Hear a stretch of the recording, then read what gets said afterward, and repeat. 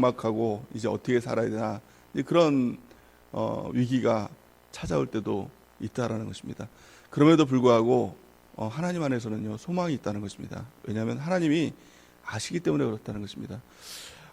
어떤 위기가 있을 때, 우리의 삶의 위기가 있을 때, 또 지금 우리 국가적으로 또 전 세계적으로 어떤 코로나의 문제가 있을 때 하나님이 당황하셔서 이런 일이 있을 줄은 상상도 못했다, 이렇게 하진 않으실 겁니다.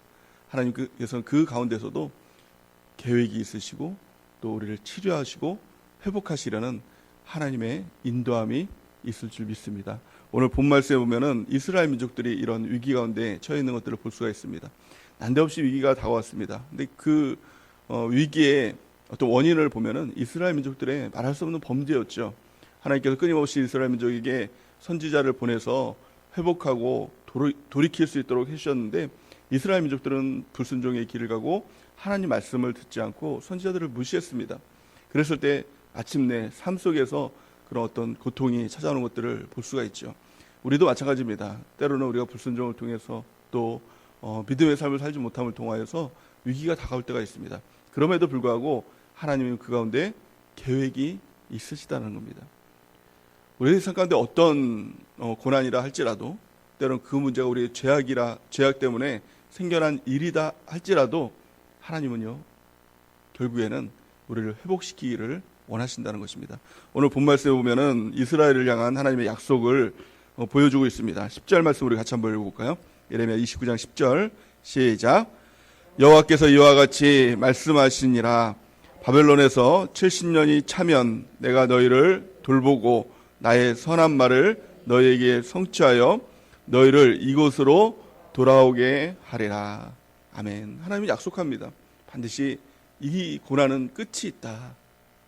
이 고난의 기간을 통과하면 반드시 너희는 돌아오고 치유되고 회복되는 하나님의 역사가 있을 것이다, 이렇게 말씀하고 있는 것입니다. 지금 끝나지 않을 것 같은 이 코로나의 문제도 끝납니다. 하나님께서 그 기간이 있고 그 기간이 차면 하나님께서 치료하시고 회복하여 주시고 우리의 믿음도 또 우리의 삶도 우리의 건강도 회복하여 주시는 하나님의 은혜가 있다라는 것입니다. 그렇다면 하나님께서 이 고난의 기간을 통해서, 위기의 기간을 통해서 원하시는 것이 무엇일까요? 우리가 고통받는 것을 원하실까요? 괴로움받는 것을 원하실까요? 진정으로 하나님께서 원하시는 것은 우리가 다시 살아나는 겁니다. 다시 돌이키는 겁니다. 다시 회개하는 것입니다. 그래서 내 영혼이 사는 것, 이것이 하나님의 뜻이라는 겁니다. 우리의 눈은 육신의 눈을 가지고 있어서 이 땅에서 고통받으면 그게 단조합니다. 그 고통이 너무나도 힘들기 때문에 하나님 나에게 왜 이러냐고 이렇게 원망도 합니다. 근데 하나님의 시각은요, 하나님께서 정말 중요하게 여기는 것은 육신이 아니라 영혼이라는 것입니다. 육신의 고통을 통해서, 육신의 어떤 고난을 통해서, 또 아픔을 통해서 하나님께서 우리의 영혼을 만지시기를 원한다는 겁니다.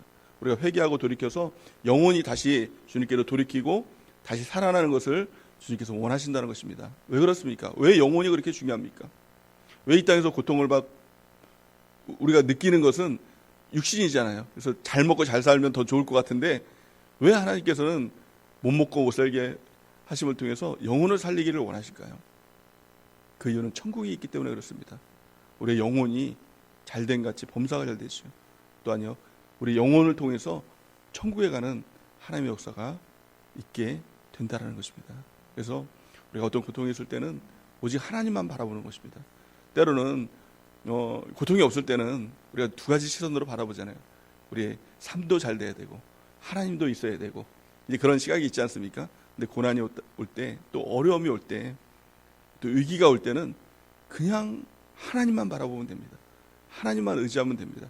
그럴 때 우리 영혼이 살아나는 은혜가 있게 될 줄을 믿습니다. 오늘 이스라엘 민족들에게 하나님은 이렇게 말씀합니다. 너는 하나님만 찾아라, 이렇게 말씀하고 있는 것입니다. 먼저 11절 말씀을 보면 하나님께서 원하시는 것은 재앙이 아니라 평안이라는 것입니다. 우리의 삶 가운데 어려움이 있을 때 그것은 하나님의 뜻이 아니라, 우리 가운데 고통을 주는 것이 하나님의 뜻이 아니라 결국에는 평안을 주시는 것이 하나님의 뜻인 줄 믿습니다. 우리 11절 말씀을 같이 한번 읽어볼까요? 시작. 여호와의 말씀이니라. 너희를 향한 나의 생각을 내가 아나니 평안이요 재앙이 아니니라. 너희에게 미래와 희망을 주는 것이니라. 아멘. 이것이 바로 하나님의 뜻인 것입니다. 하나님의 뜻은 재앙이 아니라 평안입니다. 하나님은 미래에 소망을 주는 것, 희망을 주는 것, 이것이 하나님의 뜻인 줄 믿습니다. 그래서 하나님은요, 좋으신 하나님이에요. 한 번도 우리에게 해를 주신 분이 없는 분입니다. 때로 우리 생각에는, 우리 마음에는 고통이고, 또 하나님 나에게 왜 이런 물질의 문제를 주셨어요? 왜 이런 건강의 문제를 주셨어요? 왜 이런 자녀의 문제를 주셨어요? 왜 이런 가정의 문제를 주셨어요? 라고 원망할 수 있지만, 하나님의 입장에서 보면 모든 것이 합하여 선을 이루는 하나님의 은혜이고 하나님의 축복인 줄 믿습니다. 그래서 고난도 축복입니다. 괴로움도 고통도 축복입니다. 그것이 바로 우리의 영혼을 만드시고 결국에는 우리를 천국으로 인도하는 하나님의 가장 세미한 그런 계획 가운데, 섭리 가운데 있는 줄 믿습니다. 그러기에 하나님께서 원하시는 것이 무엇일까요? 이 고통 가운데, 또 바벨론 포로 가운데 이스라엘 민족들에게 원하셨던 것이 무엇이었을까요? 우리 12절에서 13절 말씀을 같이 한번 읽어볼까요? 시작. 너희가 내게 부르짖으며 내게 와서 기도하면 내가 너희들의 기도를 들을 것이요 너희가 온 마음으로 나를 구하면 나를 찾을 것이요 나를 만나리라. 아멘. 너무나도 큰 은혜죠. 우리가 기도하면, 부르짖으면 우리 하나님께서 그걸 들어주신다는 거예요. 우리는 피조물이에요. 하나님은 너무나도 크신 분이고 우리는 너무나도 작은 창조주와 피조물의 관계인 겁니다. 근데 피조물이 기도하면 창조주 하나님이 그것을 들어주신다는 거예요. 또 하나님께 나가고, 하나님 내가 주를 만나길 원합니다. 주님을 구하면, 하나님을 찾으면 하나님께서 우리를 만나주시겠다라고 약속하고 있는 것입니다. 고난 가운데, 고통 가운데 우리가 해야 될 것은요, 단 한 가지밖에 없는 거예요. 싱글 포커스를 갖는 겁니다. 두 가지 더블 포커스에서 이제 하나님 한 번만 바라보는 겁니다. 하나님 한 번밖에 없습니다. 그리고 하나님께 기도하고 부르짖고 하나님만 있으면 됩니다. 하나님을 찾고 구할 때 하나님께서 우리를 만나주시고 치료하시고 회복하시는 하나님의 놀라운 은혜를 경험하게 될 줄을 믿습니다. 이게 우리의 영혼이 회복되는 겁니다. 우리의 영혼은 내가 영혼 회복돼, 내가 죄 안 지어야지, 내가 뭐 바르게 해야지, 이래서 회복된 적 있습니까? 없습니다. 내 노력은요, 하나님의 계획을 적극적으로 망칠 뿐입니다. 우리가 해야 될 것은요, 주님 만나기를 구하면서 주님 앞에 엎드리고 주님께 기도하고 주님께 부르짖고 주님 한 번만 만나면 됩니다. 영혼의 회복은요, 주님 만나면 주님께서 하시는 겁니다. 주님께서 우리 가운데 평안을 주시고 기쁨을 주시고 믿음을 주시고 다시 우리 가운데 살 소망을 주시고 희망을 주시는 하나님의 역사가 나타나게 될 줄 믿습니다. 우리의 목적은 단 한 가지입니다. 하나님 한 분이면 됩니다. 하나님 한 분만으로 우리가 만족하는, 또 충분한 그런 저와 여러분들은 은혜가 있기를 예수님의 이름으로 간절히 축원해 드립니다. 그러기 위해서 우리가 해야 될 건 회개입니다. 성경은 이렇게 말씀하죠. 역대하 7장 14절을 말씀해 보니까 내 이름으로 일컫는 내 백성이 그들의 악한 길에서 떠나 스스로 낮추고 기도하여 내 얼굴을 찾으면 내가 하늘에서 듣고 그들의 죄를 사하고 그들의 땅을 고칠지라. 아멘. 우리가 주님 앞에 나와서 회개하는 은혜가 있길 바랍니다. 내가 하나님 외에 다른 것을 바라봤던 것들을 회개하고, 또 하나님을 주인으로 삼는 것이 아니라 내 자신을 주인으로 삼고, 때로는 남편을, 때로는 자녀를, 때로는 물질을, 돈을 주인으로 삼았던 것을 하나님 앞에 회개하고, 이제 하나님만이 나의 주인이십니다. 이것을 고백하는 것이 회개인 것입니다. 그러면 하나님께서 모든 죄를 사하여 주시고 뿐만이 아니라 그 땅을 고칠지라. 저 여러분들의 있는 모든 땅들을 고치는 귀한 축복이 있게 될 줄 믿습니다. 우리 마음의 땅도 고쳐주시고, 가정의 땅도 고쳐주시고, 사업장의 땅도 고쳐주시고, 직장의 땅도 고쳐주시고, 우리 관계의 땅도 고쳐주시고, 우리 교회의 모든 땅들을 하나님께서 고치는 역사가 나타나게 될 줄을 믿습니다. 우리 14절 말씀을 마지막으로 한번 읽어볼까요? 하나님께서 주신 약속, 시작. 이것은 여호와의 말씀이니라. 나는 너희들을 만날 것이며 너희를 포로 중에서 다시 돌아오게 하되 내가 쫓아보내었던 나라들과 모든 곳에서 모아 사로잡혀 떠났던 그것으로 돌아오게 하리라. 이것은 여호와의 말씀이니라. 아멘. 마지막에 이것은 여호와의 말씀이니라. 이게 뭐예요?